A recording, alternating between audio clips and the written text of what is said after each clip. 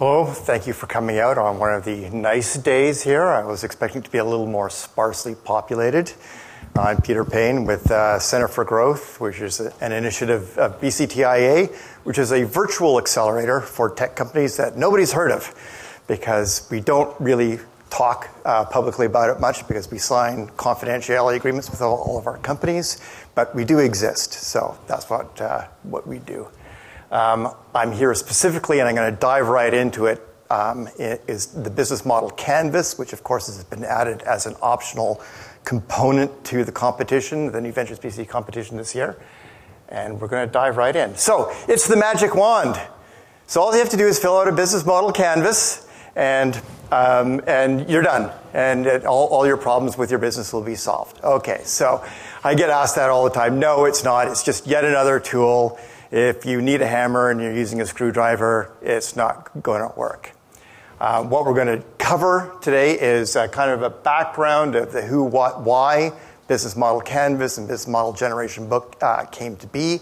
And then we're going to very quickly go into how do you use it in a practical sense that can actually help your business. And I'm simply going to go through the kind of the 9 boxes that are in there. These are roughly in importance, in my opinion, and if we can't get to the end of these, that's fine. As Angie said, we normally do this when I'm doing this at UBC. This takes at least 8 weeks to go through. At BCTIA, we do it over 16 hours over 2 weeks. And last year, Angie gave me 3 hours, and this year, Angie gave me 2 hours. So this is going to be a personal best. And finally, we're going to talk about some of the weaknesses of the business model Canvas and a couple of ways that you might want to fill in things that will actually be beneficial to the company. So the problem, where this whole thing got born, basically, was business plans. You know, you get these big, thick business plans here that, you know, you spend all this time maybe hiring some outside people to help you build this thing out, and it ends up being 80 pages long, and nobody ever looks at it again. Maybe the bank looks at it when they're approving you for a loan. So what the heck were you doing? You know, you do all this analysis, SWOT base, and then after all this analysis, by then everybody's lost interest in the company. You want to move on. So one of the solutions that you run into is all these one-page solutions. There's one-page strategic plans. I know a few companies around town like to use this, and that's fine. There's one-page business plans. There is Lean Startup Canvas. There's at least a dozen variations of business model Canvas and Lean Canvas that I've come across.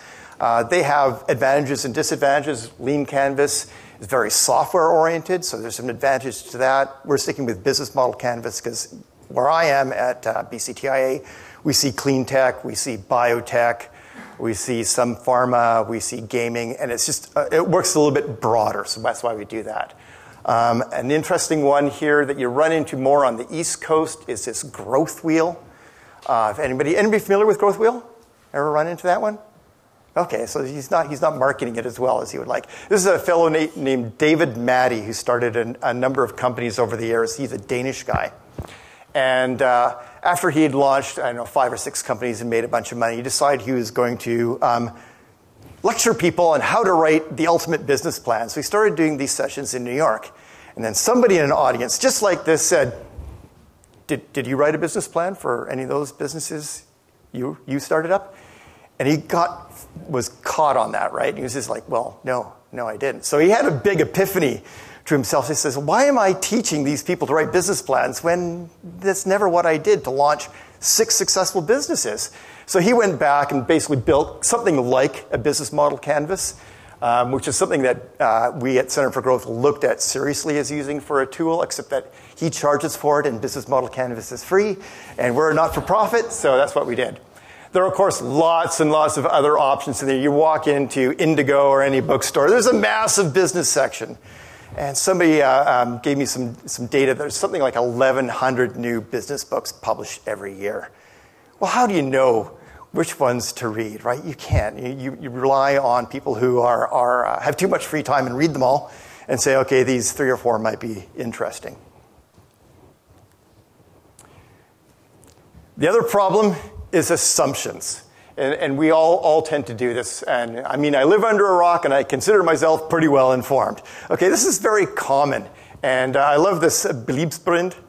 Betriebsblind. It was a word you run into in Germany quite often. It's roughly blind belief. And that word was coined in Germany for people who are working in a particular industry for so long, you get blinders on. You stop challenging your own company and your own products and realizing there's other things out there. So you're making assumptions that customers want these things. And this was a big discussion we had with these guys, was what was going on with BlackBerry at the time when we were having discussions. Was like, they had a very successful product. It was rocking. But they stopped challenging themselves. They really stopped looking at the competition that was going on there. Everybody at BlackBerry, RIM, had a BlackBerry phone. Well, it would be nice if a few people in the market research department maybe had some Android phones and some iPhones and stuff like that, and simply admitted like, oh, those guys are doing it better than us. We need to pay attention and do something about it, but they didn't.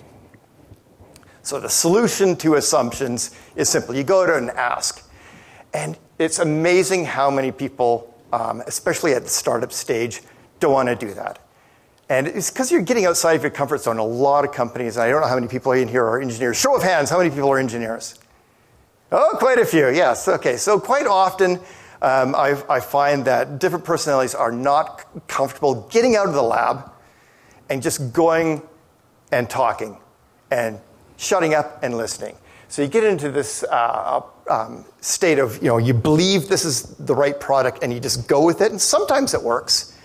But that's kind of like throwing darts. It's not very targeted. So the idea of going out and asking is to do it in a scientific manner is you come up with a hypothesis, and you go out and you ask people if it's true, and I'll get into this more detail, and then you test it, verify it, and then make any changes, the classic pivot. So how did this business model canvas come to be born? So I'm a bit of a history buff, so I like to know how these things evolved.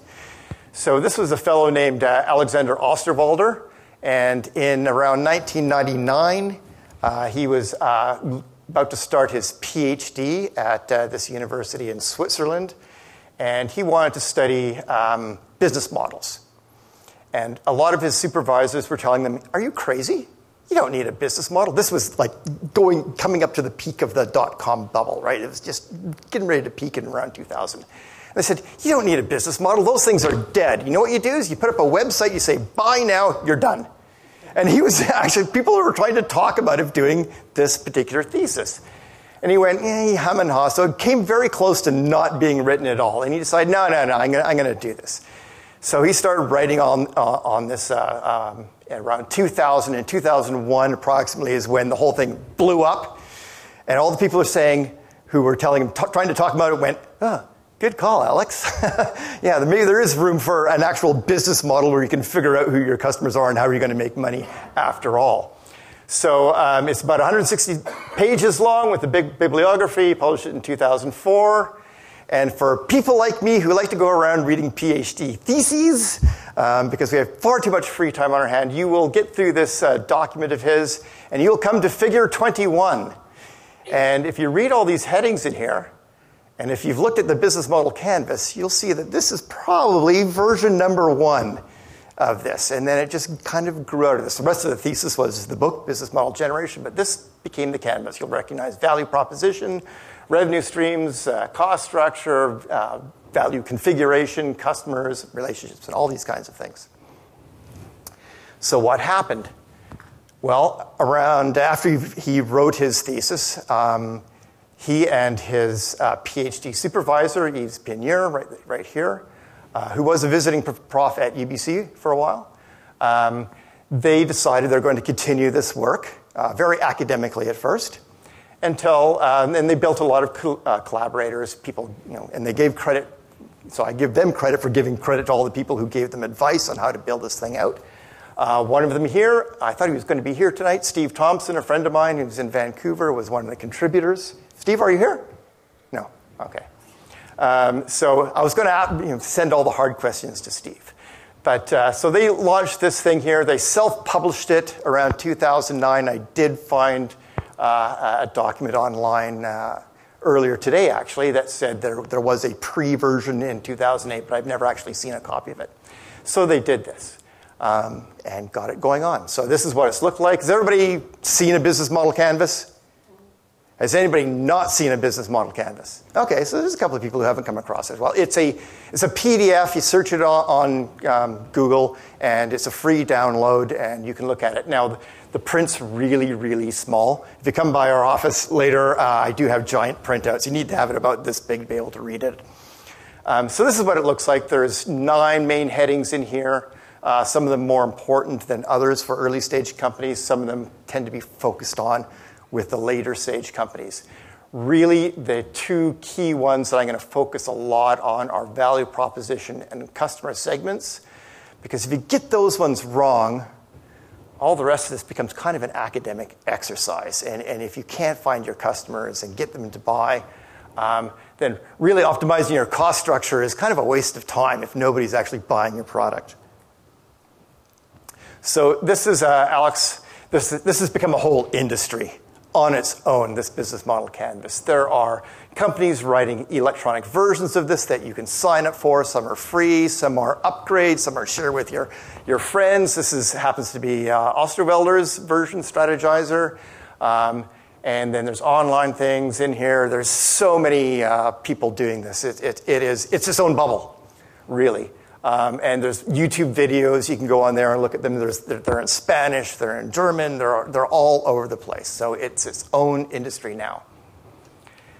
The idea behind it is that you start here, and you find out what your assumptions are, and you make guesses as to what the assumptions are.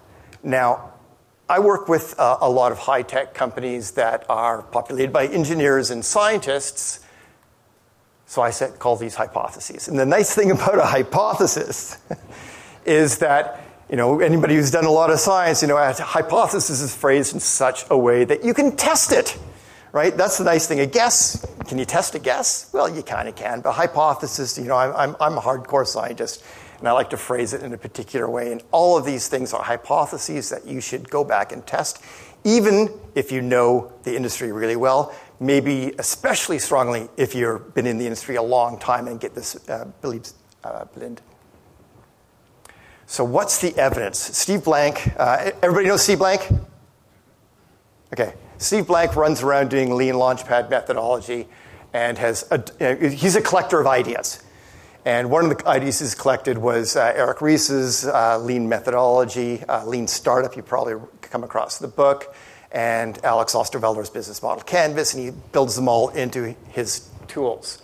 And he was working very closely with the National Science Foundation in the US, which is the second largest funding agency in the US, next to the National Institutes of Health. And he was running around promoting this. He got a $20 million grant to make sure all the accelerators in the US, from Y Combinator to Techstars to Yale to Stanford, where he's mainly based, are all using this methodology. And somebody said, well, if this is evidence-based, where's the evidence this method works, right? So the National Science Foundation decided to do a real live double-blinded study. And they did it for their commercialization grant program. And what that is you have scientists, it's kind of like NRC and some of the NSERC grants around here, is if you want to take your technology that you've been developing in an academic setting and commercialize it, you can apply for a grant to do that. So the study was that they let most of the researchers who apply for these grants apply the same old way that they've always done it. And then they took another group where they trained on business model canvas, lean methodology, to vet their ideas and flesh out the business side of their idea a bit more before they applied for the grants. And what happened, it was supposed to be a 2-year study. After a year, the ethics committee overseeing this study said, you have to stop.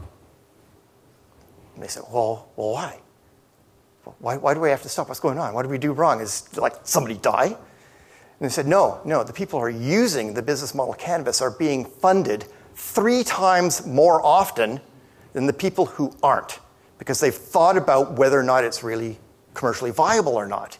So it is unethical to not train everybody else. They're at a big disadvantage. So they actually had to stop the study And now they train, and it's part of their commercialization grant process to run through the business model canvas. So that's very interesting. And what's happened now, actually just happened last fall, is the National Institutes of Health in the US has decided they need to look at it very clearly. Because, of course, anybody who's working in medicine realizes the whole scenario around launching new products is just dismal.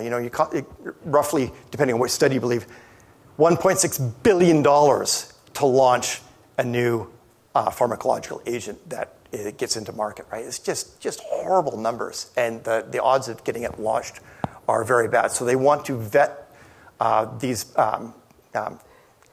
projects before they're allowed to start phase 1 trials. Why are you going to launch a phase 1 trial or actually give this drug to patients if you haven't figured out if anybody's going to actually buy it and use it, or who the payer is going to be? Is it the insurance company? Is it going to be the consumer? Who's going to pay? So you have to do that first. And the UK is also doing the same thing. They have done the same thing before a phase 1 trial. They're not using business model canvas, but you have to study the business case for it and figure out who's going to pay and how much it's going to cost to do it. Because if it's going to cost the same amount and it's no improvement over the existing things, like why are we going to grant you $1.6 million to do something that nobody cares about? So it's going to help that quite a bit.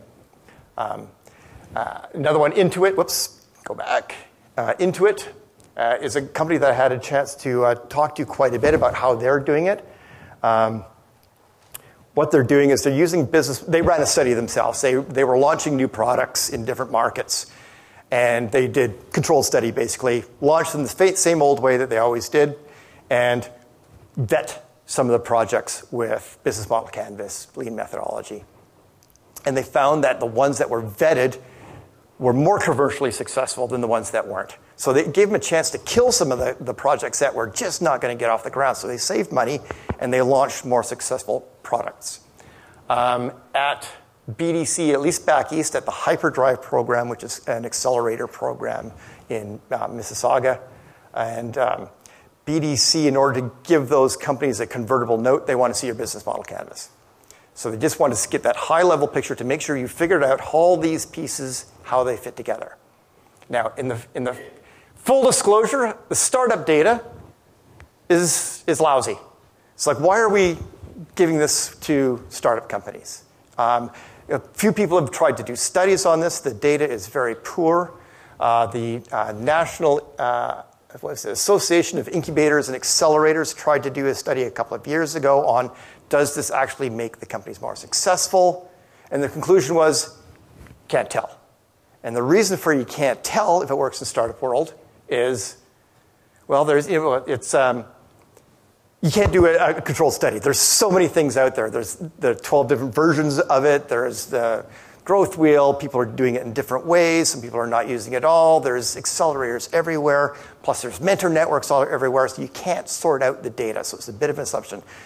So why are we doing this? And the reason is traction. These Fortune 500 companies are all using it to launch new products now and to manage their project portfolios, to know which projects to keep alive and which ones to say, not viable, let's kill this one before it gets too far along.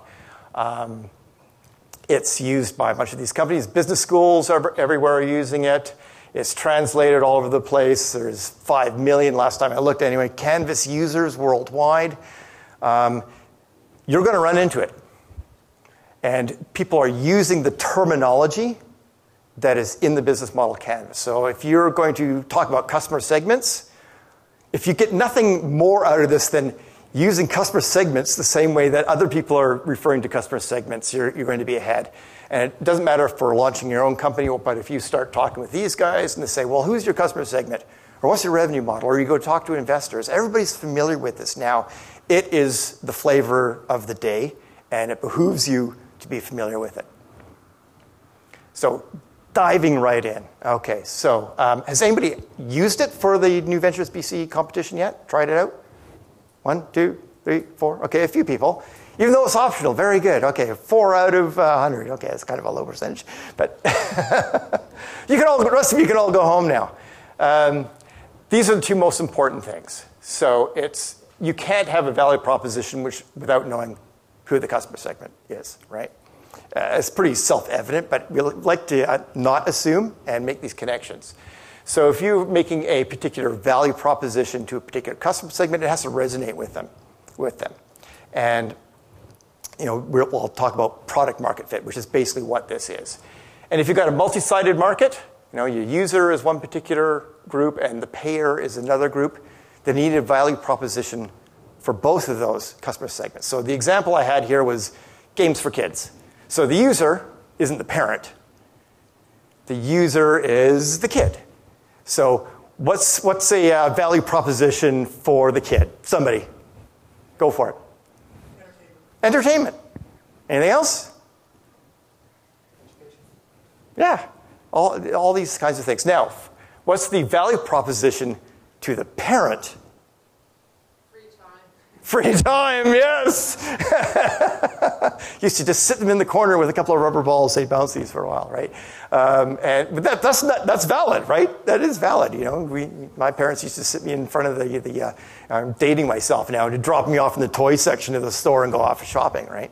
So there's a bit of valid proposition there. So another one might be that you want to take into account is those payers, those parents who are buying a particular game, might not like violent games. So you might want to profile those parents who don't like violent games and aren't going to buy violent games for their kids. So they're going to be looking in different places for different things. So you'd want to know where they shop, how they shop. Do they go to the same game stores? Do they go to something safe or something else? Another kind of an enterprise level one where you got a kind of a user-payer difference would just be something simple like a phone system. So if you develop phone systems and you start targeting companies with 2 people in it, probably the wrong customer segment. It's an extreme example, but you want to target, maybe it's got to better have 5, 6, 10 people before they're even going to consider it. But the users of the phones are going to say, maybe that I want it to be easy to use, I want to make sure I get my messages, that they're clear, that my calls don't drop, something like that. The payer isn't necessarily the user. Payer is going to be might be the CEO, depending on the size of the company. It might be the CIO, CTO. It becomes a complex sale where you have to have value propositions for each of these guys. And you need to think about it because the pain points are different for those people. Like the CIO or the CTO, for example, who's going to be the guy who has to plug it in or oversee the people who are plugging in is going to want ease of implementation. If you say this is going to be really painful to implement, but cheap, he's going to go, painful to implement. Whereas you go to the CFO and say, this is going to be really easy to use, but man, this is the premium system, it's going to be expensive. And the CFO is going to go, I don't know, how about that one that fails every Tuesday? Something like that. So you need to play those off each other. See this all the time. All the time. You've probably all experienced this. Especially, people who build these fantastic pieces of software with 9 million features that nobody even knows exist, and all they really wanted was an on-off switch. This is common. One of my clients who came through said, this was his experience. He built this huge thing, and he said, I built this fantastic, cockpit for the 747. It was the most awesome cockpit to the 747 that anybody's ever seen. Unfortunately, the people I was selling to wanted a glass of milk. And it was talking to the wrong people at the time was the basics. The other example is the VCR that my wife and I had a few years ago. You probably remember this one, Lisa. Is we bought this, again, dating ourselves, video cassette recorders. Remember, I see a lot of people who probably remember these. But we're kind of early adopters, and we like to buy stuff with buttons and lights and stuff, all these kinds of fun things. And it had a double-decker, I kid you not, a double-decker remote control, and so many features that the manual to it was, I don't know, it was 50 pages long anyway. It was huge. We could not turn it on to record without having the manual open next to us. It was completely unusable. So Wonderful features, unusable. We sold it off. We bought one that could do record and play because that's all we wanted. So you need to know what your customers actually want. You don't necessarily have to add features. I've seen lots of companies come through Center for Growth. We've had about 400 companies come through now over the last 3.5 years who actually had greater commercial success by removing features for their entry-level products. And then after people got comfortable that, oh, I know how to use this. Oh, now I want to add this feature. Now you can upsell. So the one product that they were selling for this lump sum price, they now took it all out, sold the smaller stripped-down version, made a bunch of money on that, and then now the features they had already built, just like, oh, would you like to add that? And you've probably run into that. Actually, the features are in a lot of the software, so you just need a key to turn it on. Very common scenario. Simplify. So value proposition. Okay, so if you go around Googling value propositions or go to other accelerator groups, everybody's got a slightly different definition of what is a value proposition or perhaps a positioning statement. So I've dumbed it down here to one that is kind of the common thread behind all value propositions. And I like the dumb version because then you can take 3 sentences away with you and you can use it for your elevator pitch or various things. And then if somebody is interested, then you can go into the deeper dive. But you just want to get them hooked anyway. So first thing is in your value proposition, clearly state and understand what is the pain that you're solving. So I'm going to pick on you because you're in the front row, so you must be a keener. What do you think is your customer's pain? Oh, here comes the microphone. Since we are being recorded. Yes, don't forget the microphone. I forgot to remind you. Next time I'll ask for a volunteer. I'm going to pick on you. We think our customer's pain is that they want access to home cooking, greater access to it. Make it efficient. That's good. That's good. It's simple. So everybody understands that that's what the point is. People want access to home cooking. Okay, there's the assumption. Then you have to go back and test it. Okay, so and how do you solve your customer's pain? We intend to connect them with people that are cooking, so they'd have access to home cooking. Okay, so is it like a web solution or? Yeah, we're an online marketplace. Online marketplace, okay. And why is it better than what they do currently? Because right now, currently people go get fast food or frozen dinners or go to a restaurant, so we're trying to make it cheaper than a restaurant and perhaps more healthy than going fast food or frozen. Two good things, cheaper and healthier, right? Okay, that's good. Boy, you've done this before. He's not a plant. Okay, so a lot of people are focused on performance. You often hear that your value proposition has to be quantifiable. Some things are easier to quantify than others, right? So if you need faster or smaller or bigger or something like that, that's easy to do. Price, cost points, easy to quantitate. Design status, a little more difficult to quantitate, possible, but different. Risk. And if you look if anybody's read the Business Model Generation book, it talks about risk reduction as being the value proposition. But there's people who like to parachute and do all these crazy things. So I took out risk reduction and just called risk because some people want to increase the risk. There are all thrill seekers out there, so that can be a value proposition. And it doesn't have to be any one of these. It can be combinations of these. One of the things we were using as an example was watches. So you could make a pretty good argument that a Timex watch is a superior performing watch to a Rolex. So it lights up at night, it's got timers, it's got heart rate monitors, it's got all these things, it's a technological marvel. Do people still buy Rolex? Yeah, of course. Are they? How many orders of magnitude more is a Rolex than a Timex? At least 2 orders of magnitude more, right? So sometimes people simply buy things for status, and that could be like a Chevrolet will get you from A to B.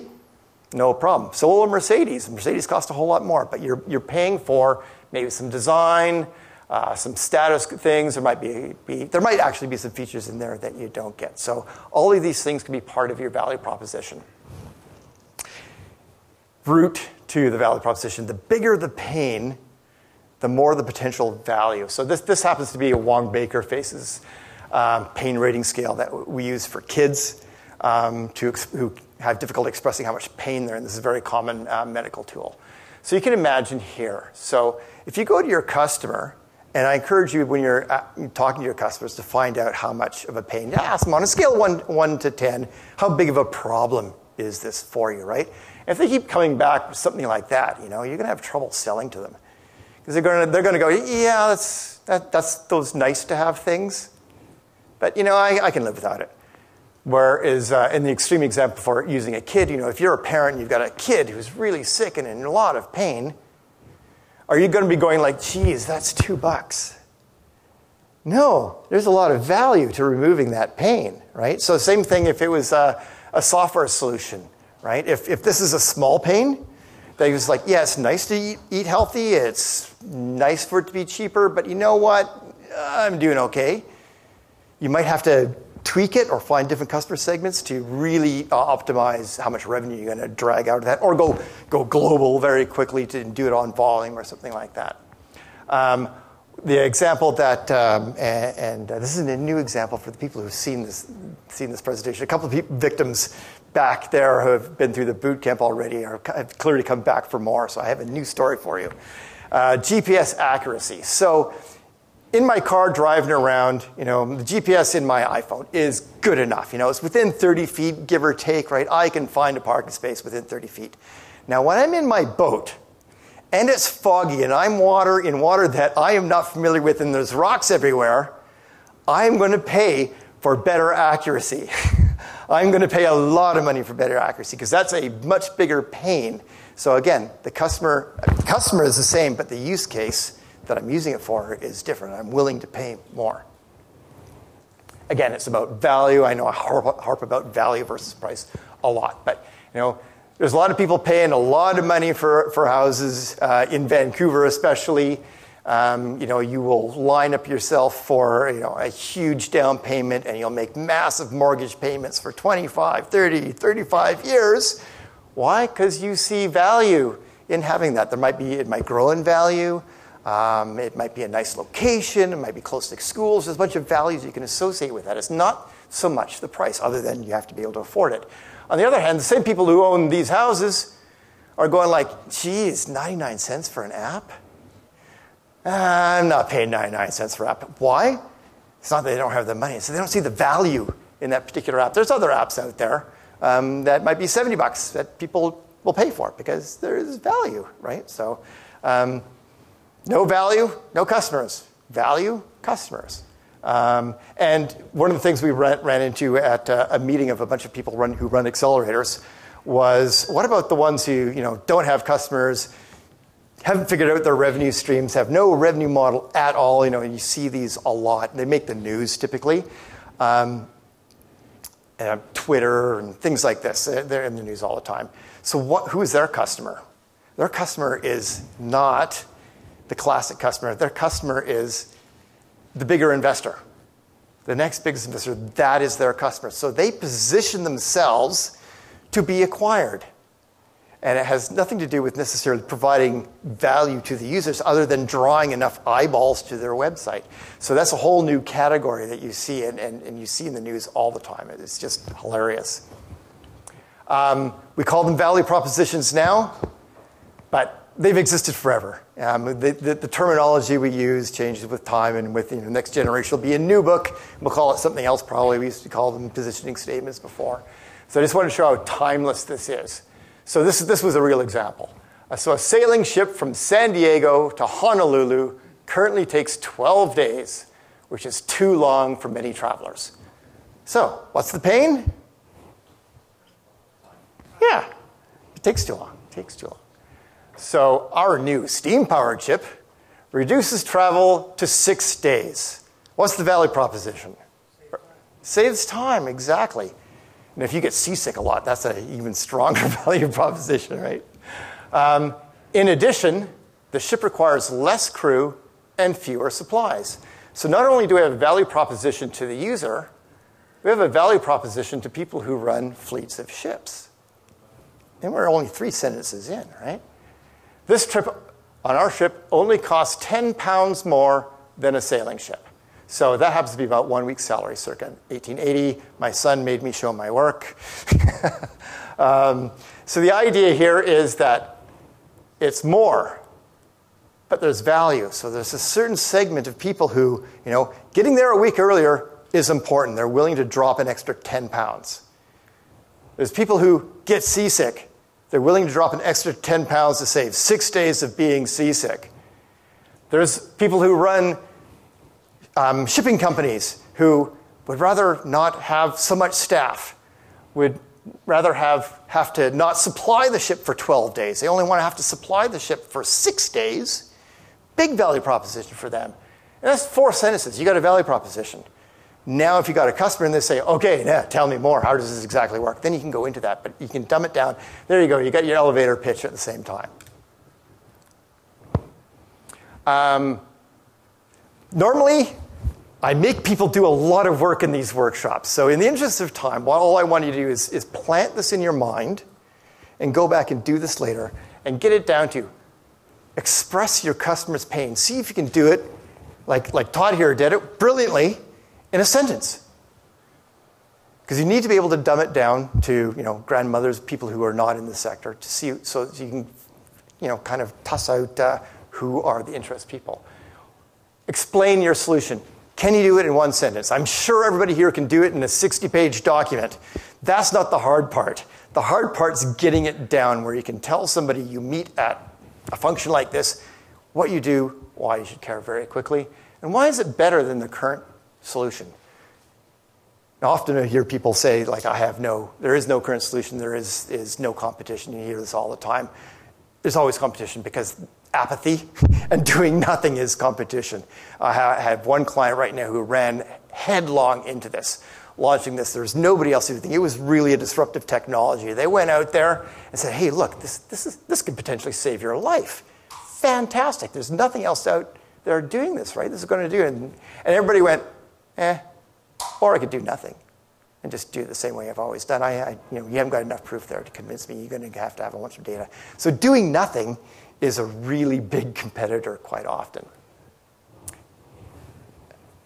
Value proposition doesn't make any sense unless you know who your customer segment is. We'll just jump over to this side here. Here's the dictionary definition of customer segment that people using business model Canvas and business model generation use. It's just a customer group with a common denominator. That's really the root of it. It doesn't have to be any more complicated than that.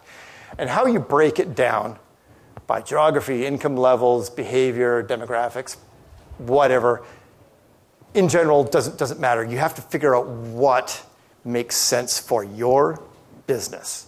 How should you break it down? Because as small, early-stage companies, or even a big company launching a new product, you have limited resources.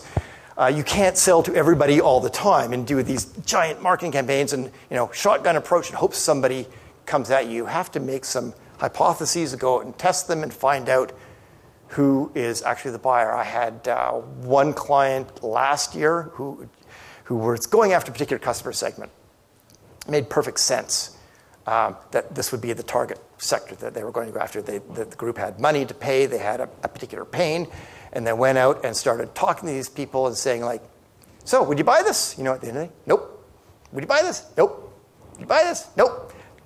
No. All the time. All the time. And so they went, okay, so there's 2 possible problems when you're talking about the value proposition and the customer segment. Is there something wrong with the product? Or are they simply talking to the wrong people? So quite often the assumption is there's something wrong with our product and you have to go back and reinvent it. That's a common scenario. Or you could simply go we're just talking to the wrong people, make a few phone calls. And when I say few, I'm talking 100, 200 phone calls, because phone calls are cheap. They're hard to do. They're generally out of a lot of people's comfort zones to go talking to people that they don't normally talk to. And they actually did that and found a sector over here that was not on their radar at all who went, can we buy that now? They thought they were going to be selling these things for $100 pop. They said, well, would you pay for those? He goes, yeah, how about 10,000? Holy cow. And this is a common story. This is a story I ran into in New York doing this with a bunch of early stage companies, where they went out and started interviewing companies And they went out and literally talked to exactly 100 companies because it was an academic group and they were assigned 100, so they talked to 100. Not 101. They were done at 100.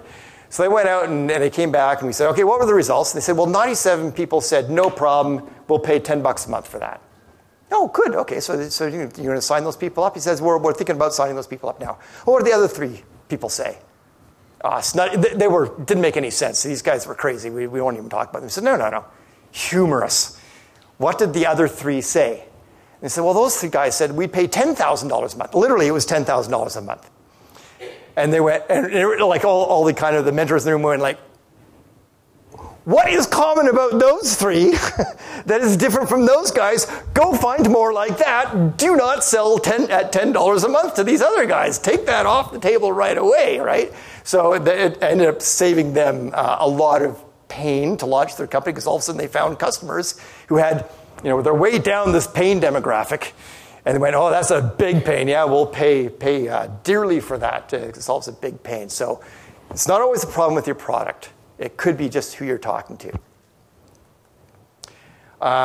Again, in general terms, customer segments, different ways to break it down. You might do it on age. You might do it on whether or not they're looking for bargains or if they need high fashion or whatever makes sense. Everybody know the story of how Lululemon put together a persona of who their customer was? I see some nods. So for those of you who don't know, is they kind of figured out what they wanted their customers to be. So they created a persona. They kind of did it the other way around. And said, okay, so there's going to be a yoga mom in this age sector. Her name's Ocean. She drinks organic coffee and all these kinds of stuff like that. So they started going like, we will only build products or bring in products that fit that particular customer segment. So they did it the other way around, which is perfectly valid, and clearly it worked. The channels to market. So this is the next box, kind of in between customer segment and value proposition. There's a reason for it. That's how you get to these people, right? So this is a common problem. Here's your customer over here. You as an early stage company, early stage product, you're over here. Big incumbent competitor, which again could be doing nothing. Over here, blocking your way. Maybe there's a partner that you can go into. I love this one because channels to market has been studied to death by business schools. And it's an absolutely linear process in our simple little minds here. The first thing, and it's pretty obvious, is they need to become aware of you, right? They don't know you exist. You're a startup. You've existed for, a year?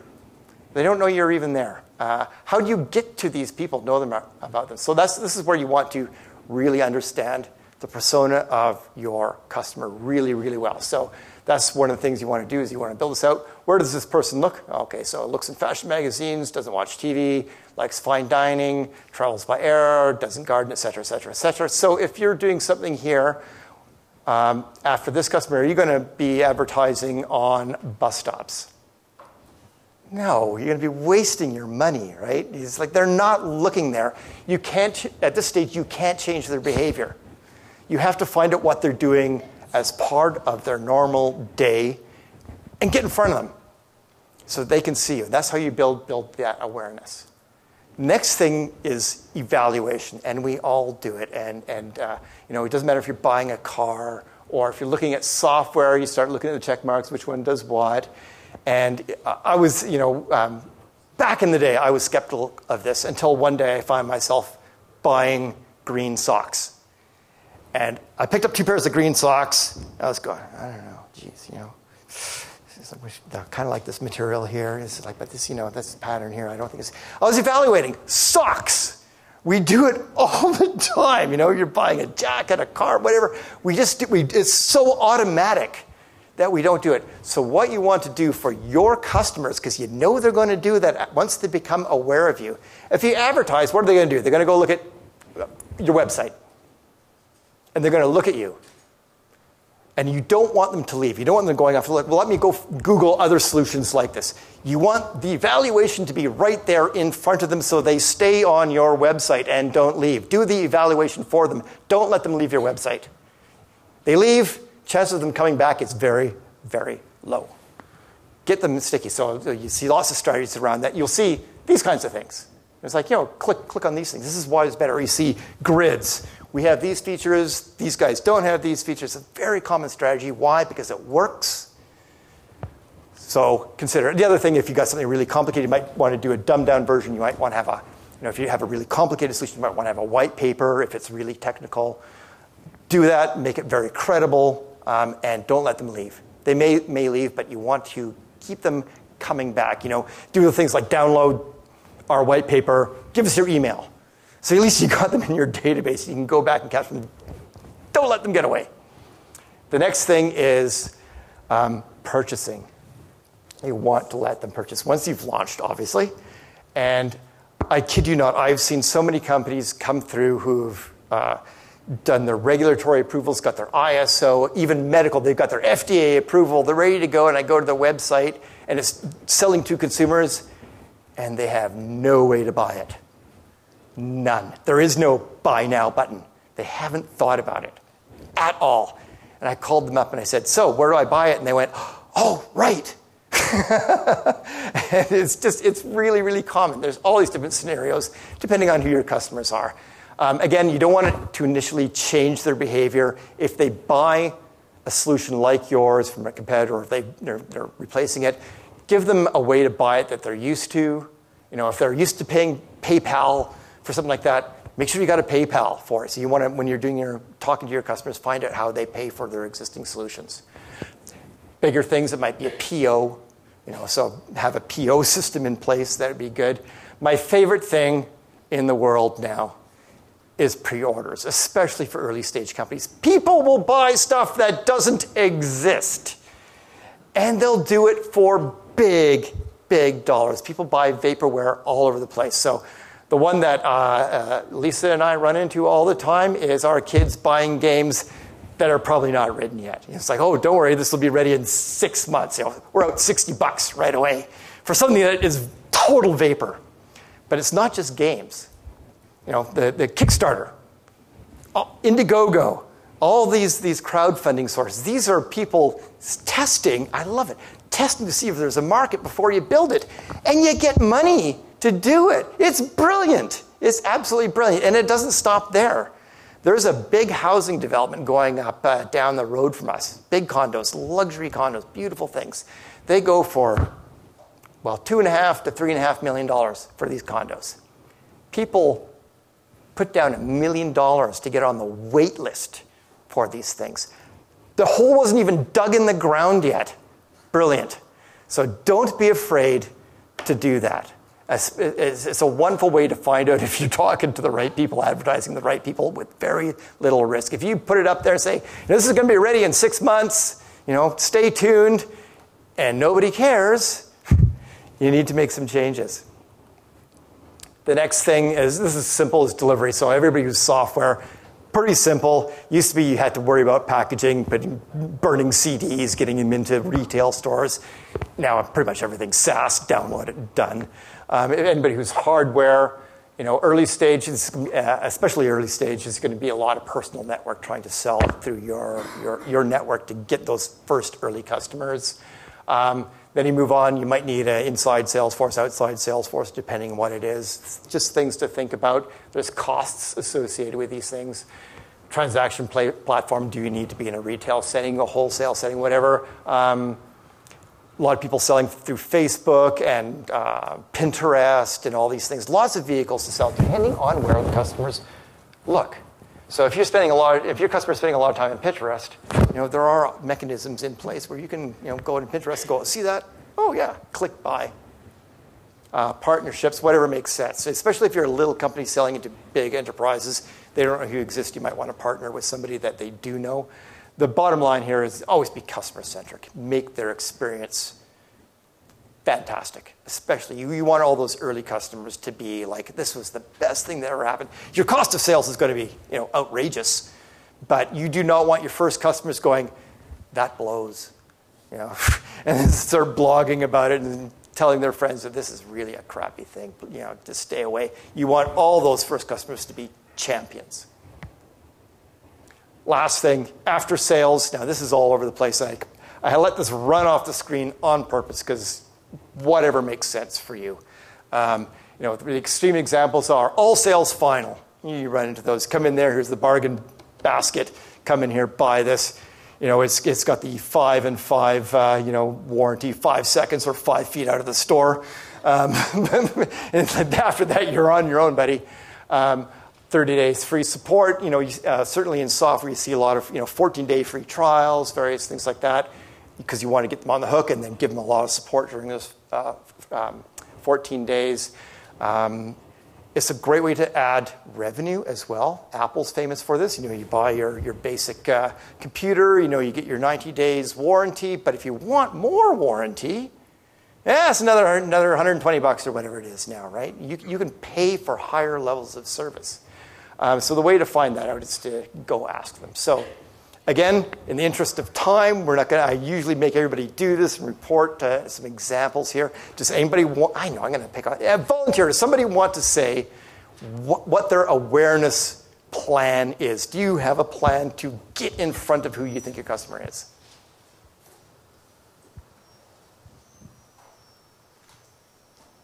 Do you want to pick on someone or no? Oh, we have a volunteer. Product demonstration. Product demonstration. That's great. That's a good one. Anybody else? Oh, Dale. HubSpot lead generation software. Sure.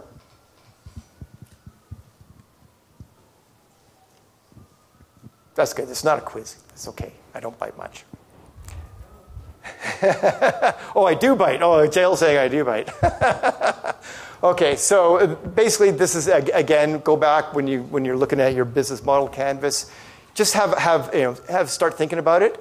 It's a good way to at a very high level, put down a first pass of, you need to know where they're looking and how you're going to get in front of them and control that evaluation. Those, to me, are really the two key things there. Revenue streams. Again, I'm just going to do this kind of academically here. It's all over the place. You can do asset sales, usage fees, subscription fees. Some of these are more common in software, and some are more common in hardware, some are more common in medical, whatever makes sense. Again, early stage, you don't necessarily want to change your customer's behavior a whole lot. Having said that, one of the things, you want to make sure that there are options available. So you can play around with these a lot at the beginning.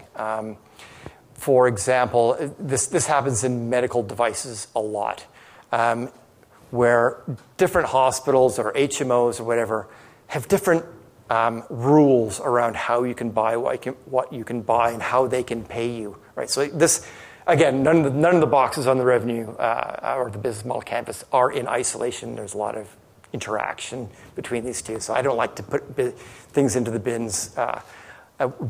People like to put things in boxes, so that's why they're in boxes. But one company is, they've got their first 6 sales, and they're big, 6-figure sales. No two sales has had the same way of collecting money or same way of getting the revenue out of the customers. So one of them sale was, we can't do this, but we've got some money left over for a grant. We'll have to give you a lump sum up front right now. Please support us for the next 12 months as well. It was the only way they could pay, was out of this grant, big lump sum up front. Next one said, we don't have any grant money, and you know what, we have no money left in our capital budget to buy this, but you know what, we have some money left over in our consulting group. So why don't you just give us the software, we'll pay you per month for consulting to support that software over the next 12 months. Same number of dollars, actually ended up being a little bit more in their pocket. So the revenue stream can be, don't lock yourself in because there can be different tweaks into it. Revenue streams can be a competitive advantage. Here's the classic example. I mean, it's more than just the revenue stream that they did differently, but it was part of it. Here we go. Come in, got your $5, hand it over, get your movie, go back, be late 5 days, go back, pay another $20 in late fees. Oh, that sounds pretty promising there. That's a good revenue model, right? Then along come these guys, say, you know what? Screw that. $9 a month. You can watch it as much as you want. No late fees. Don't worry. You can watch it forever watch it forever. You can watch it 20 times a day if you want. It's crazy. These guys experimented with mailing out CDs and all kinds of, or DVDs and all kinds of things as well until they figured out the right model. But a big part of it was the revenue model. And also supply. They started out with all these old run movies that these guys weren't interested in more, and the movie producers weren't interested in more. But a big part of their competitive advantage was the revenue model, right? They were getting all these crappy, low cost, virtually free movies and old TV shows from the 60s, and Andy Griffith and all this kind of stuff that nobody ever thought they would want to watch, but a lot of people did want to watch. Now they're producing their own stuff, right? It was a good way to ramp up by changing that from an asset sale to kind of more of a broker and subscription model. Again, normally homework. So things to think about. How does your customer currently pay for their solution? Again, for avoiding changing the behavior, just find out what it is. You can change the behavior with time, but it's a bit of work to do that.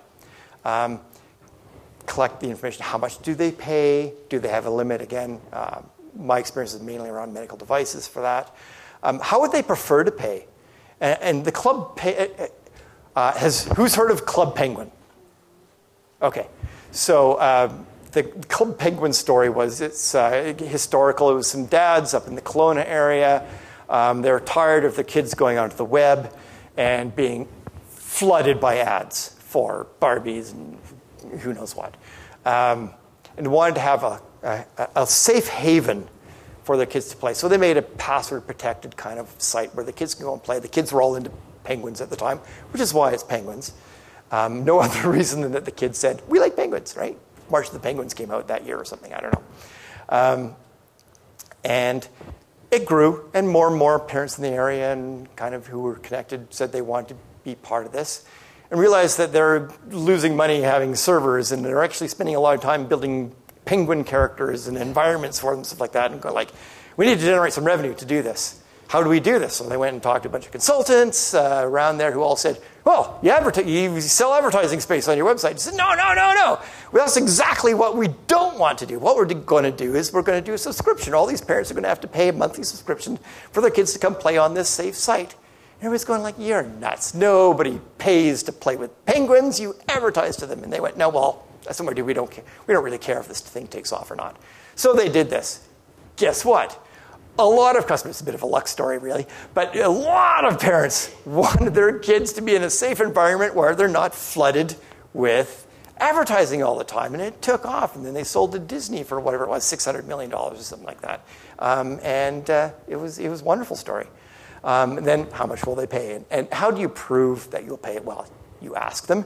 Now, the acid test, when you're asking people, when you're kind of doing your market research and customer discovery kind of stuff, is when you ask them, will you pay for it? How much you'll pay? People will give you answers.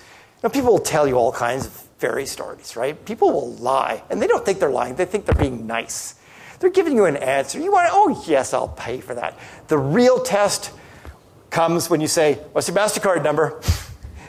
That's when you know if you've got the real correct price. If they start going, no, I don't think so, then you need to start tweaking things. Cost structure. And I'm going to give credit to Peter Paul Van Hoeken, who found this article for me in the Globe and Mail. Big study done on this. What was making companies work well versus what was companies not work well, successful companies. So the rules were better before cheaper. People will buy better products before they will buy something cheaper. Most of the time, right? For the successful companies, it's absolutely systematical. They differentiate on non-price factors. So you do not have to race to the bottom. You can provide a better value. So that's a good one. Revenue before cost. Drive the revenue on assets, et cetera, et cetera. Profitability is really driven by revenue. Now, from an investor standpoint, I 100% agree with that. If you've got a kick bottom, we're being taped, right? We've got a kick bottom, fantastic cost structure. You got your cost down to the bottom and you got zero revenue. Who cares? Who cares? Now, on the other hand, if you've got, your first $1 million, $2 million in revenue, and your cost structure is not optimized, We can fix that. We can work on that. We can come up with a better strategy to make you more cost efficient, find better suppliers, stuff like that. Without revenue, it's not getting off the ground, right? Third rule, there are no other rules. So very simple. Better wins the day. Revenue wins the day. Very, very simple. Very quickly, again, cost. What's a cost-driven business model? Okay, so you're minimizing costs wherever possible. The ways you do that, a lot of automation, outsourcing, i.e. going to get stuff built in China, typically. If you're doing that, or you're going to send out your software development overseas. A lot of painful experiences with that for many companies. Examples, No Frills Airlines, Southwest, maybe one of the engines will work, maybe one of the one. No, I'm picking on Southwest, but things like that are optional. You're paying for the peanuts, kind of stuff like that. Everything is just minimalistic, and there is a big customer segment that is absolutely cost driven, right? Perfectly valid, big segment. There's lots of people who are worried first about the cost. Value driven, less concerned. Is you're instead focused on value creation, premium value propositions, high degree of personalized service, et cetera, et cetera. Example, luxury hotels. My wife and I went over to Wickaninnish Inn. Now, we've stayed at some nice hotels, and I had never been to Wickaninnish Inn before. And we pulled up in our car, and before we got out to our car, they went over and say, "Hello, Dr. Payne. Hello, Mrs. Payne."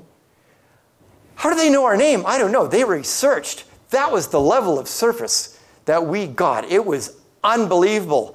I was standing in the lobby looking out at the view and going like, geez, wish I brought my binoculars. Somebody ran out with binoculars for me and said, here, give those back when you check out.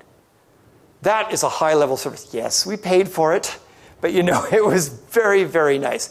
Other days when we take our kids, we're going like, where's the 99 cent? Where's the Motel 6? Right? All the kids want is a pool. They could care less about everything else. Customer relationship, isn't this a nice, warm, fuzzy? It's a wonderful thing. You want to have a nice, warm relationship with your customers. Now, I talked to a lot of engineers, so I had to dumb this down to the scientific method of being warm and fuzzy.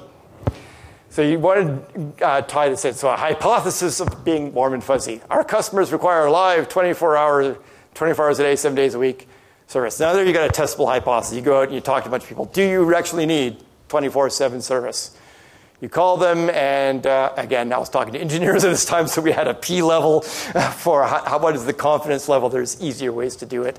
And then hard thing to train a lot of this particular group in particular was, okay, after you've asked if all these questions, please shut up and listen to your customer. The old thing, there's two of these for a reason. What support would you like? What else would you like? And you shut up and let them tell you stuff. And I know that my boot campers have heard my story. When we're training new MDs, one of the things you train them to do is, patient comes in with complaint X, and you deal with it, and they got snivels, and as they're heading out the door, they go, oh, by the way, hardly worth mentioning, got this kind of bleeding mole on my back. That's why they really came in. So people often drop the nuggets, the real insightful things at the end of the conversation as they're leaving out. Don't blow people off at the end of the phone call or the meeting. That's often where you get the real information. Again, from the customer support thing is you may find that 24/7, maybe some of them want it. They're willing to have a gold level service. So here's another revenue opportunity, right? Bronze is, look at our website. There's some support there. Silver is like, we'll call you back within a week. For that, that's going to cost you an extra $100 a month or something like that. Or gold level of support. You know what? You want us to have somebody on the phone ready to go globally, 24/7. We're going to have staff who are working around the clock. There are some people who will pay for that because they need it. And they may not use it all the time, but you can charge them as if they were using it all the time because you have to be set up for it all the time, right? And there's economies of scale around that. Okay, so the keys to success, key resources, key partners, and key activities. I leave this to the left. This is kind of the left-hand side of the business model canvas. Some of the bigger companies use this part first before they go over to customer segments, because sometimes what happens is they shut down a project, and then they got a bunch of key people. They got some skilled engineers, they got marketing persons, and all this kind of stuff sitting around doing nothing now. So they will take that team and say, okay, go brainstorm a new product, right? So that they start with the resources first, and then they work it out the other way. So how many people here are being Mr. or Ms. Incredible, doing it by yourself? Or how many one-person companies here? Yeah, I've been there, done that. It hurts, okay? And it's hard to get these things going all by yourself. You want to. Some people are convinced they can do it their own. Others are have that moment of realization where going like, I'm struggling. I could sure use a helping hand. So there's ways to do that. So the common way, if you got a co-founder, find a co-founder who's got complementary skills. If you're the technical guy and you need help with the business model, find somebody who's good at that. There's a reason that there's an engineering school and a business school at most universities, and they're often right close to each other, right? Strategic alliances with somebody who might be in a similar business, so it can be a temporary arrangement. It's like, and you see this in a lot of kind of incubator generator type situations where you've got some technical people and somebody's really good with, Java, and they need some help with .NET. And this company over there has got a lot of .NET developers, and go like, hey, tell you what, you show us how to fix that problem with .NET, and we'll do your Java for you, or kind of things like that. Very informal. Joint venture is obviously a little more advanced, where two companies actually build a third company and pour resources into that. Buyer supplier, certainly run into that with hardware a lot, where you want to build a really strong relationship with your supplier. You convince them that it's in their interest to give you a deal, because down the road it's going to be a huge volume, or they're interested in your sector or whatever. Again, here was the homework that we did for key partners at the time. We did this last year. I'm not going to do it today. Key resources that are required. What I mean by key resources that are absolutely required, I don't mean staplers.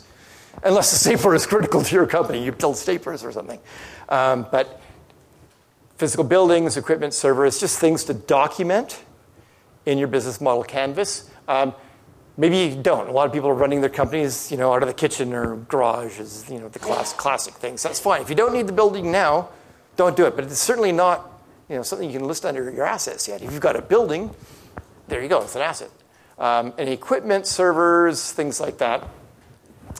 Intellectual property. So that can be patents. It doesn't have to be patents, though. Trademarks are okay. Brand awareness. Nike. 4 letters.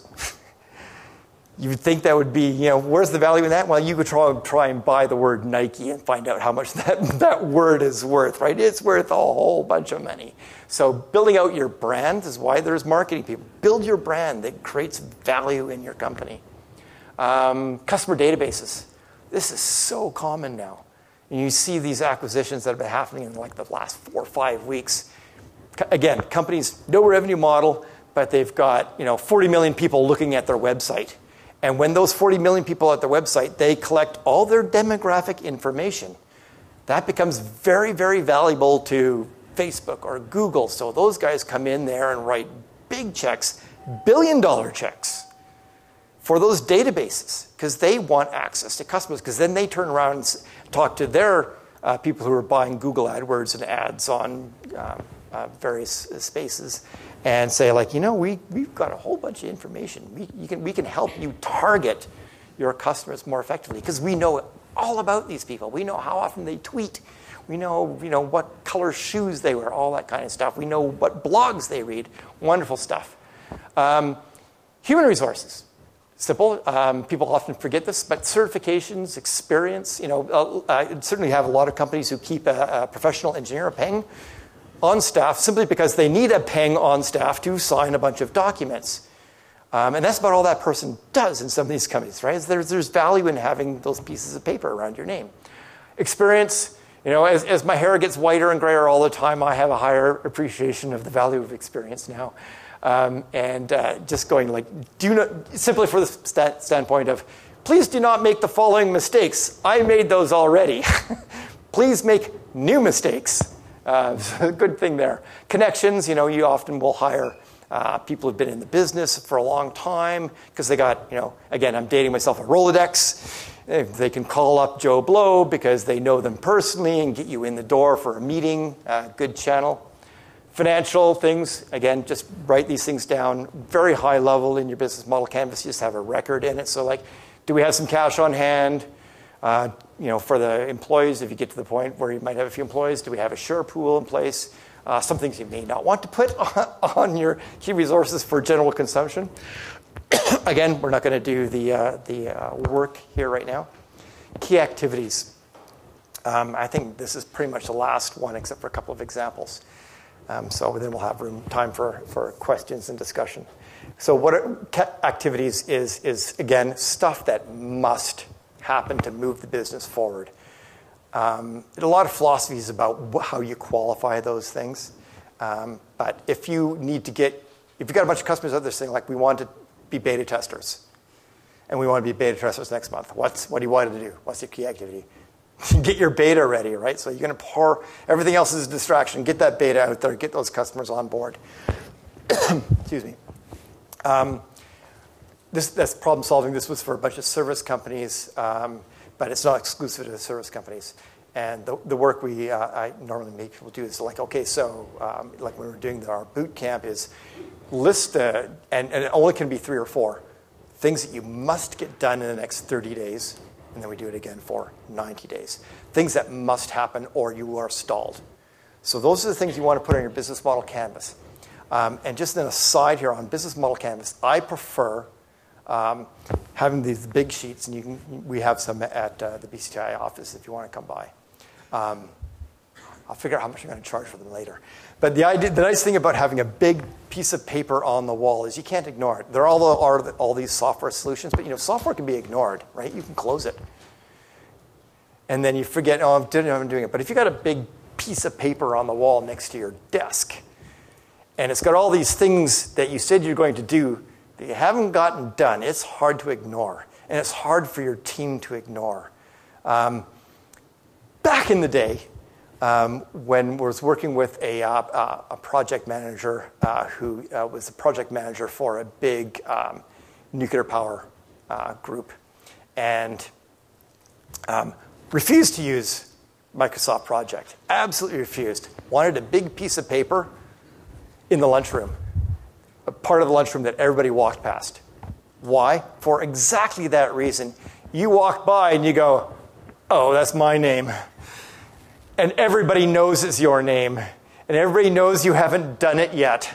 It's really hard to ignore something that's in your face all day, every time. It's kind of a new level of awareness, right? Everybody's got a piece of software. You just go close. You put it down in one of the little windows down in the corner. Big honky piece of paper with your name in red. Not done yet. Hard to ignore. Weaknesses of the business model canvas. These are the 2 things that I see as the biggest weaknesses of the business model canvas. There are people who argue that these things are in the business model canvas, but they're just kind of hidden in the small print. So let's make them obvious. So I like a really deep analysis of the customer or the customer segment. Right down to, and there are people who do this to this level. It's like, if that person gets up in the morning, and what do they do first? Do they read the newspaper? Or do they have a cup of coffee? Or do they read the news online? So there's some nuggets for what your awareness strategy might be. If they're looking at the newspaper, then Google Ads probably isn't going to work. They're not reading Google News or something, or vice versa. Or if they're rushing off with their kids to the hockey arena or to the soccer camp or something like that, then along their way you might want to be in front of them in those places, right? You might want to sponsor a soccer team. It's like, and then their face is in front of them. Your name is in front of them all the time because every time they go to hockey, the jerseys. It used to be a common thing for when I was playing hockey. It was always a sponsor, a big ass sponsor name. Across and they're on the back, right? So it's like you're out, and everybody who was the hockey dads was like, oh, right? It's just, that's why Coca-Cola spends money on ads, right? They don't have a big unfair advantage competitive thing. They just need to be in front of you all the time. And I know you probably, if you're watching TV and it's around dinner time or just before dinner time, that's when all the fast food ads come on or things like that. We're going like, I don't feel like cooking. I'm going to just run down and pick up X, right? They know when you're looking. They know when you're hungry, right? And that's when they buy the ad time. The other thing is analysis of competition. I like to know who the competitors are. I think it affects the business model.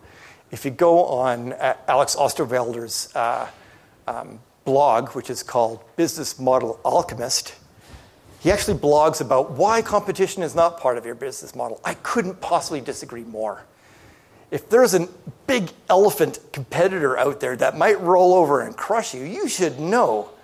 And if you should know what your competitor is up to or potentially up to so that you can position differently. If they're completely focusing on one customer segment and not addressing this other one, that might be a first good strategy for you to get some first customers, right?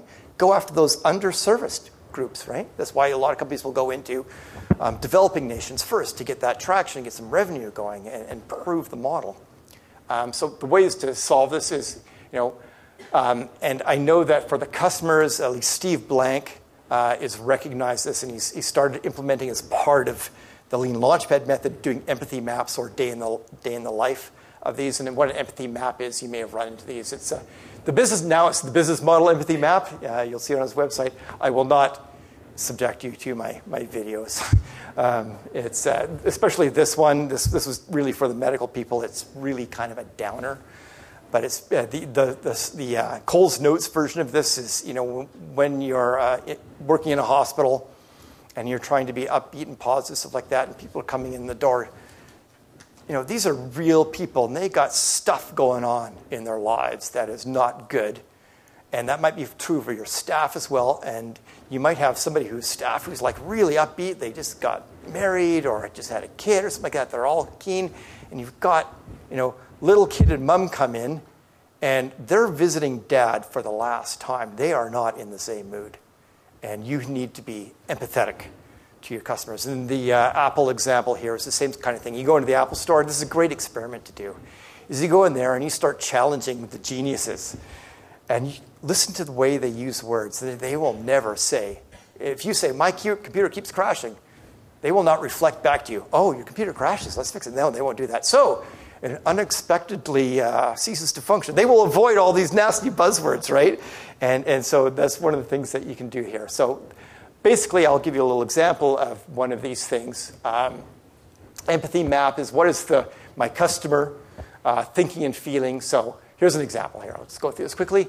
Life is a constant battle between work that is affirming, rewarding, and creative, with the fact that there are very few avenues to create art sustainably long-term, having a lot of varied experiences and not being trapped in a mundane life cycle matter most to him. So if you're going to go sell to this guy, are you going to extol the virtues of the cost savings of your product? No, you're going to talk about how it's going to be fulfilling to him and enable the creative side of what he wants to do, right? And so this is clearly not an accounting kind of person. This is a creative person. That's their mindset. One of the examples we had, I'm trying to think of which is the best one to do. Okay, it's just from a student group that I worked with. It was in a competition, and it was a big international competition. They're up against some heavy hitters internationally at this place. And they're pitching, they're doing okay. It was kind of a cool product, but they mentioned their market size was, it's this big in Canada. And we're like, well, you're in an international competition. The judges there are not going to care what the market size in Canada. They're going to care what the market size is globally, right? Because these guys are from India and China and the US and Europe. You got to talk globally all the time. So same story, same product, just talk about the global experience of that, and then you'll resonate with them. The other thing that we did is we really did a deep dive on what these people were thinking and doing. So we actually went back and looked at the LinkedIn profiles and the Facebook profiles and everything we could dig up on the judges to get into their heads. right down to what are their favorite colors?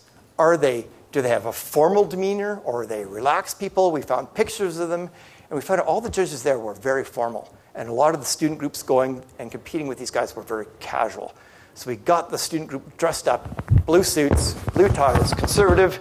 They did their presentations absolutely like you see on global TV, where stoic, formal presentation, and now I'll direct you to my partner. They won international competition. No changes to the product whatsoever, just changes to the style and understanding who they had to pitch to, right? It makes a big difference. Competition, customer discovery is when you're talking to your customers and you're asking them, what is your solution now? Well, you just found out who your competition is, right? Very simple, very simple. It's not difficult to do. And then, the easy things to do is you can go and do internet searches. There are reports out there. If you don't want to spend $5,000 for reports in your industry, a lot of these industry research organizations will give you free trials, and you can probably glean enough information out of them. Vancouver Public Library, a lot of people don't know this, they will do a really nice secondary market research study for you for very little money. And they're glad to do it. They've got a bunch of people sitting around there, and that's their function, and they're really underutilized. Customer discovery, this is the homework we usually give people, is the big test, is forcing you to go out and talk to people and test all of those assumptions that you made. So you, every time you fill in your first business model canvas, there's a little box there, and you say, my customer segment is X. Thing that we do is like, okay, prove it to me. And it's not just an academic exercise. Prove to me. If you're going to go talk to investors, it's like, prove to me that's really customers. Show me a bunch of reports back, interviews back, where they're saying they will buy. Give me an MOU or something like that, or maybe I love the pre-orders for stuff that doesn't exist. You do that all the time. When you're doing customer discovery and talking to these people, do not sell to them, especially at the early stage. Do not sell. Customer discovery is different than selling. The reason is that when you're doing customer discovery, you want to be fairly passive, let them do the talking, make them feel good. Do not, there's certain rules around this, and if you use some of the videos on Steve Blank's website and on, I forget which, he's not on YouTube, he's, what's another one? Vidler or Vimeo. He posts a lot of them on Vimeo, and he shows you how to do customer discovery, and it's not PowerPoint. You don't go in there and give them a PowerPoint. You want to do a lot of listening and let them lead you. And the most important reason for not selling is the last thing you want to do is get a referral. Oh, do you have any friends I can talk to? If you've been selling to them for 15, 20, 30 minutes, you think they're going to refer you to their friends? Not likely. They're going to say, door's over there. Get out, right? But if you're in there and you're saying, thank you, I really appreciate your time. You're an expert in this field and you never challenge them on anything. You play dumb. Even if you are the world leading expert in your field, and you probably should be when you're launching a company, don't play that part. Play the part of the dumb startup entrepreneur. Make the person you're talking to feel like the smart person in the room, and then they will wax poetic and feed you all kinds of information. And then they will send you to your friends, and then you can do the same thing again. And then you've got leads that you can go back to, trusted leads who now trust you, that you can go back and sell to later, but not the first touches. And there's a lot of studies around how many touches you need to do with customers to convert, and it varies on industry and stuff like that. But the average is around 6 to 8 times you need to connect with that before they will go, yeah, okay, these guys have been around for a while and they're persistent. Maybe I'll give them a bit of time. Here's the examples, questions, since I get asked this all the time. Confirm the problem. It's like, is this a problem for you? That's your first assumption. Is the first assumption that like you were having, thank you for sitting in the front, I'm going to pick it the whole time. Todd's a sport, we like Todd. He's going there, it's like, so is it really a pain for you to not have access to inexpensive, healthy food, when you're in a hurry? Confirm that, and you probably get a bunch of yeses around that. How do you solve that now? Go to some fast food, right? Something like that, something unhealthy. So that's a solution that they have, is they'll order So you're going to have to break them of that habit. If someone provided you, a healthy alternative through a network, would you use it? So just would they use it? Period. You can figure out the revenue model later. How much would you pay for it? Now, if they say, I wouldn't pay for that, that's fine. Then you go to a different revenue model. Maybe you do go to the advertising or sponsorship model or something like that. You don't necessarily have to get these guys to pay. But these are just the things, just a few things that you want to clarify as an example of the pain. Now, if you're going to talk about partners, all that kind of stuff, you ask different questions, obviously. But again, do not try to sell at this point. That's really it. We're all kind of in this stage here. We're doing the pivot, iterate, going around, making sure that we've got the right business model. I rarely meet a company that got it right the very first time. Everybody's tweaking all the time. And once you launch and you've got $1 million in revenue, don't stop. When your customers decide they're going to go buy something else, they don't call you up and tell you. They just do it. So you got to stay in touch with your customers all the time. BMO monitors Twitter absolutely aggressively, right? You've probably heard this story if there's somebody's had a bad experience at a BMO and started blasting them on Twitter. And within minutes, they had a reply from BMO saying, "Oh, we understand this went wrong with you. Let us fix it." That problem was fixed, and that person was turned back into a champion for BMO because they were monitoring. So you always want to be paying attention to your customers. Your customers will switch over to your competitors in a heartbeat, right? So you also want to make it difficult for them to switch. There's problems around that, but we're all playing kind of here. And then once you've proved that you've got a model, you got some revenue, then you build a real company and you get into execution and building out and adding products and new product life and all that kind of stuff. So get out from under the rocks and be informed for real. And that's it for me for the kind of the formal part there. And this is a little inspiration note for everybody. Sometimes it's right in front of you. So if you can't see this, it's like I'm 50, I'm fat, I'm diabetic, and I'm ahead of you. So get out there and do it. What are you doing here? It was a beautiful day. A great day to run a company. Thank you very much.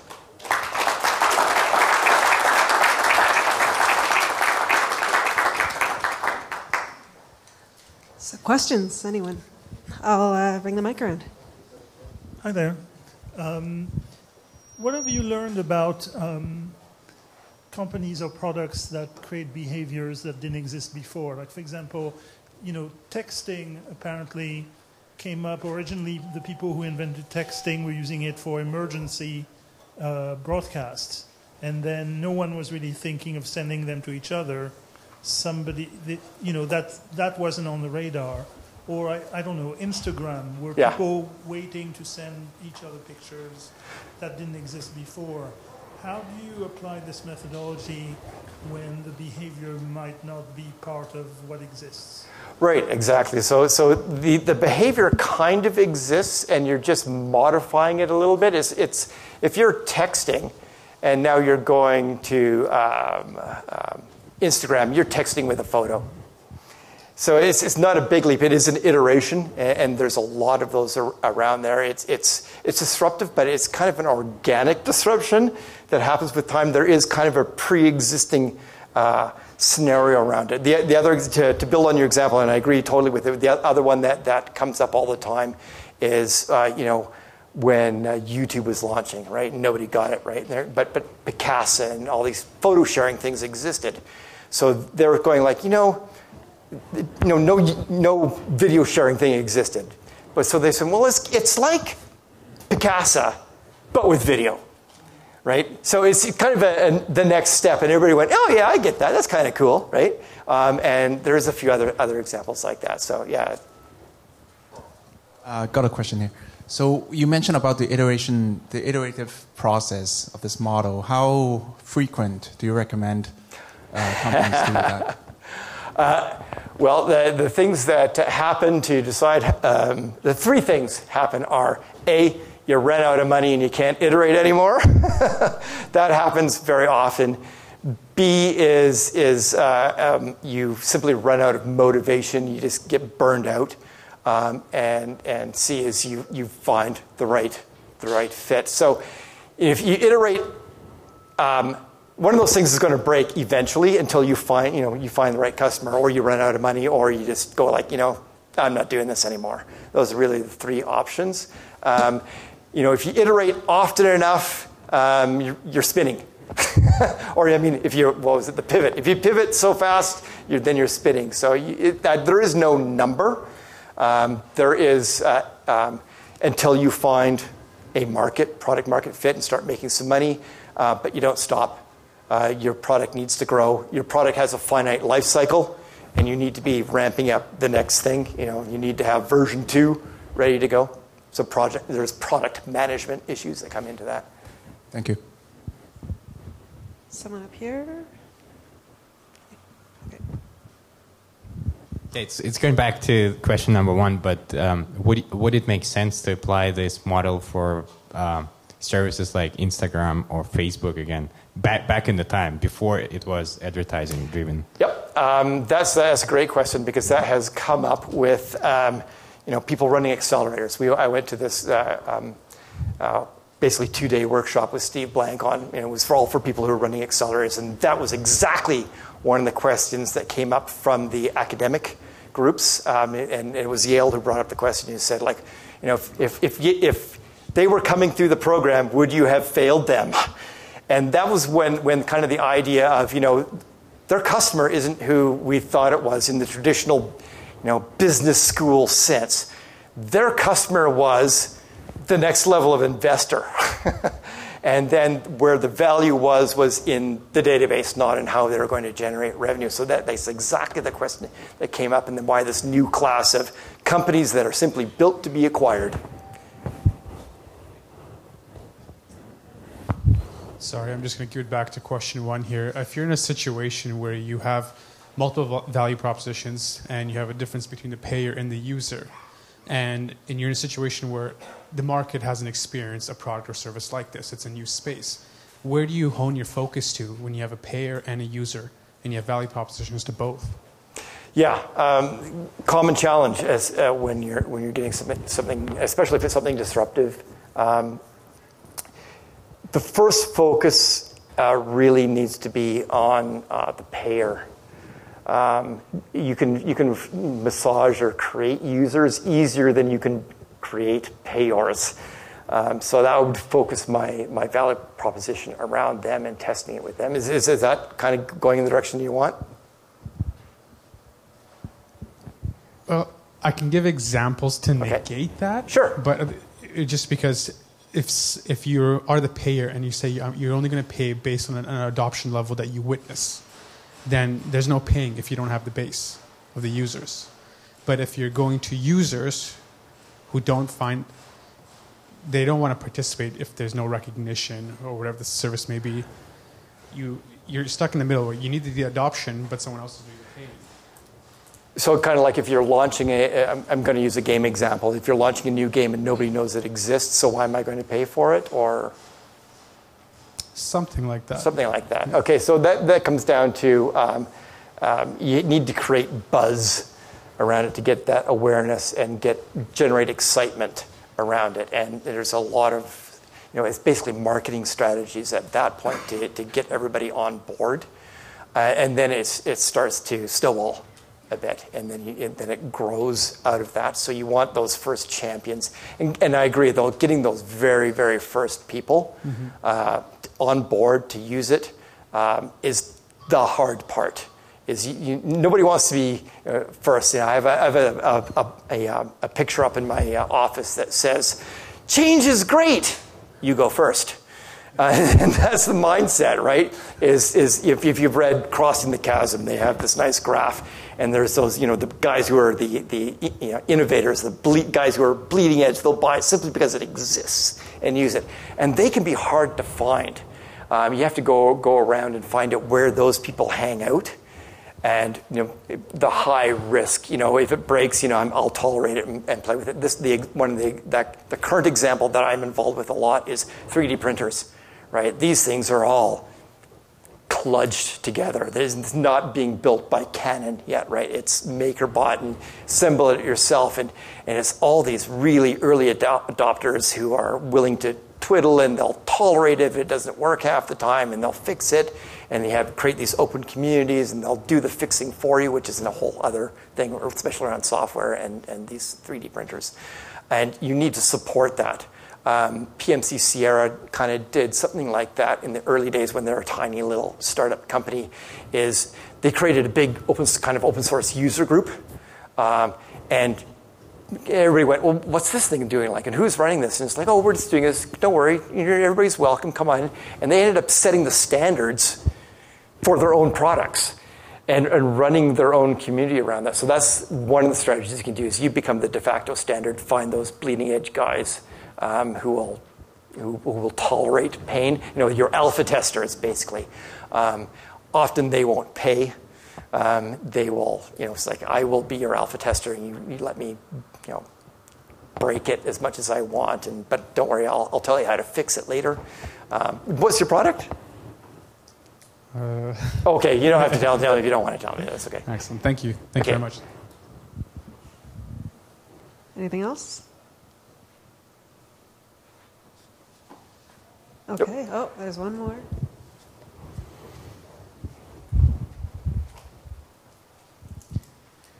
So can you talk a little bit more about how you would see this fitting into the complex sale, into the enterprise, in terms of the different value propositions? Yeah. Are you a software company? Okay. So one of the things with a complex sale is, especially in software, if you're going to sell, I'll use an enterprise example, is I'll give you a scenario. If you call the CEO and you have a kick-ass value proposition for the CEO, and he goes like, wow, this is fantastic. What's the first thing he does when he hangs up the phone with you? He calls his CTO and says, hey, have you heard about this great thing?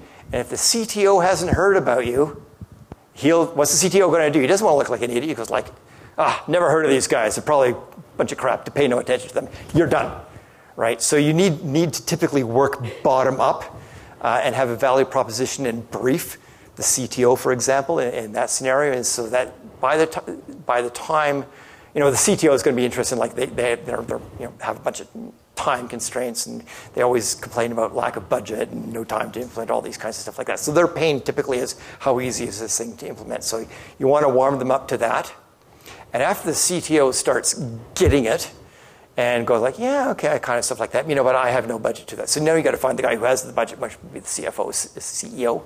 And then you call the CEO and say, hey, I got this wonderful thing.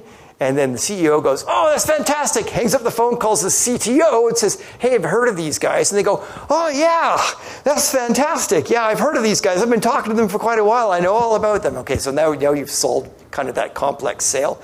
You want to make sure that everybody in the decision tree is an advocate, and you've got to work your way up so that you don't want to embarrass anybody along the way. And complex sales are exactly that, complex, which is why we get down to the point where if you're going to end up with a bunch of people in the room, you want to do that level of business intelligence collection or intelligence collection on your customer, so that you know who's in the room, what their title is, what their pains are. We had one company that was trying to sell into Brazil.